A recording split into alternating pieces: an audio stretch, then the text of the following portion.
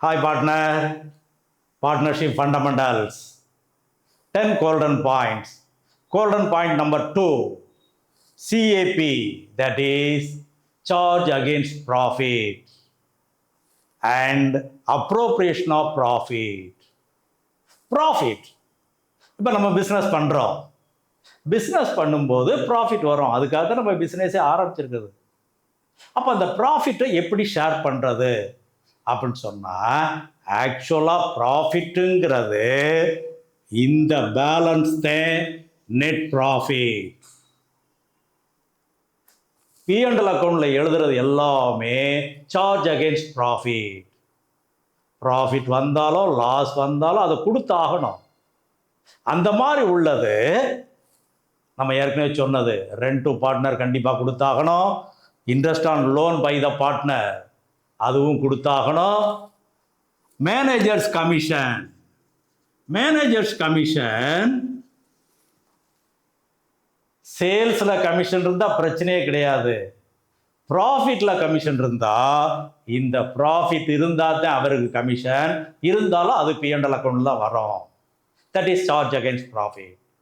அதுபோக வரக்கூடிய நெட் ப்ராஃபிட்டை பார்ட்னர்ஸுக்குள்ளே பிரிக்கிறது appropriation of profit.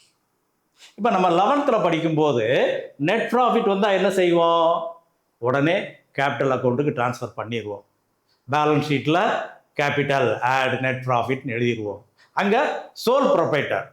But here partnership, 2 பேர் 3 பேர் பார்ட்னர் இருப்பாங்க. அப்போ அவங்களுக்குள்ளே பிரிக்கணும்.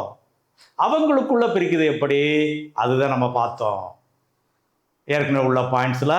எப்படி interest on capital, salary, commission, இந்த மாதிரி இதெல்லாம் பிரிக்கிறது. அந்த மாதிரி பிரிக்கிறத profit and loss appropriation account. அப்போ இது P&L அக்கௌண்ட்டோட ஒரு எக்ஸ்டென்ஷன், அவ்வளோதான். அப்போ P&L அக்கௌண்ட்டும் நாமினல் அக்கௌண்ட் தான், ப்ராஃபிட் அண்ட் லாஸ் அப்ரோப்ரியேஷன் அக்கௌண்ட்டும் நாமினல் அக்கௌண்ட் தான். All the expenses and losses debit, all the income and gains credit. அந்த ரூல்ஸை இங்கே ஃபைல் பண்ணுவோம்.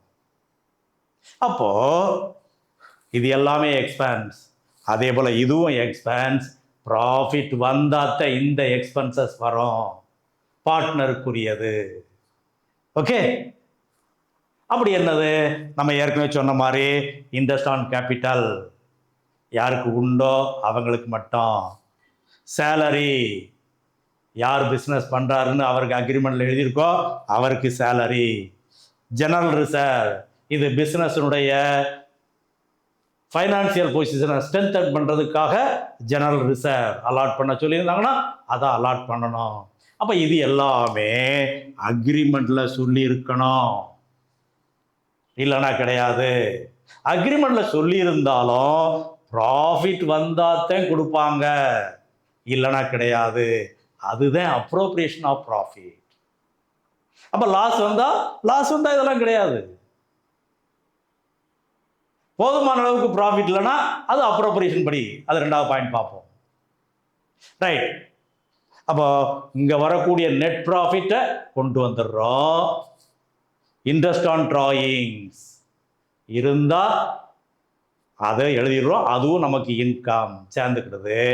மொத்தத்தில் சேலரி, இன்ட்ரெஸ்ட் ஆன் கேபிட்டல், ரிசர்வுக்கு ட்ரான்ஸ்ஃபர் பண்ணுறது எல்லாத்தையும் போக பேலன்ஸ் வரக்கூடிய ப்ராஃபிட்டை பிரிக்கிறது. எப்படி? அக்ரிமெண்ட்டில் என்ன சொல்லியிருக்கோ அந்த ரேஷியோ படி. அக்ரிமெண்ட் இல்லைன்னா ஈக்குவலாக பிரிச்சுக்கிறது. இதுதான் நம்ம முதல் பாயிண்டில் பார்த்தது.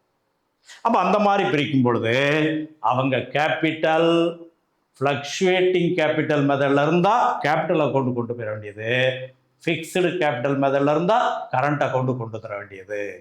இதை பற்றி அடுத்த டீட்டெயிலில் பார்ப்போம். Okay bye.